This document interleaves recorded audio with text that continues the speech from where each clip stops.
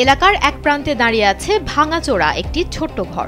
ঘরটির ছাদ ঝুঁকে পড়েছে, দেয়ালের প্লাস্টার খসে গেছে, সামনে সরু বারান্দা। মালিকের কাছে এটা কেবল একটি সাধারণ বাসা হলেও জরাজীর্ণ এই ছোট্ট ঘরে পাওয়া গেছে ৪,২৭১ ভোটারের নাম।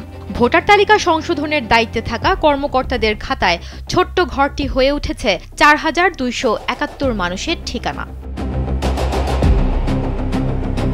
বুথ অফিসার যখন বাড়ির মালিককে জানালেন তার ঘরেই নাকি ৪,০০০-এরও বেশি ভোটার নিবন্ধিত, তিনি ভেবেছিলেন অফিসার মজা করছেন। প্রতিবেশীরাও মজার ছলে বললেন, পুরো গ্রাম যদি এক লাইনে দাঁড়ায় তবুও এই ঘরে ফিট হবে না। Japan Bangladesh joint venture company JBS holdings limited. কর্মকর্তাদের ব্যাখ্যা, এটা নাকি ক্লারিক্যাল ভুল।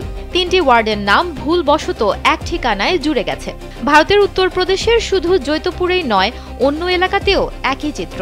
পানওয়ারি শহরের এক বাড়িতে পাওয়া গেছে ২৪৩ ভোটার, আরেকটিতে ১৮৫ জনের নাম। স্থানীয় এক কর্মী সরাসরি অভিযোগ তুলেছেন, যখন একটি দলিত পরিবারের ঘরে শত শত ভোটার ঠাসা থাকে তখন সেটা নিছক ভুল নয়, মানুষের আস্থার ওপর আঘাত। আর এসব গরমিল ধরা পড়েছে কৃত্রিম বুদ্ধিমত্তা নির্ভর যাচাই বাছাইয়ের পর। বেরিয়ে এসেছে মহবা জেলায় ১ লাখেরও বেশি সন্দেহজনক ভোটারের নাম। এসব কাটছাট করতে রাজ্য নির্বাচন কমিশন ২৭২টি গ্রাম পঞ্চায়েতে ৪৮৬ জন বুথ কর্মকর্তাকে এবং ৪৯ জন সুপারভাইজারকে দায়িত্ব দিয়েছেন। ঘরে ঘরে যাচাই অভিযান চলবে ২৯ সেপ্টেম্বর পর্যন্ত।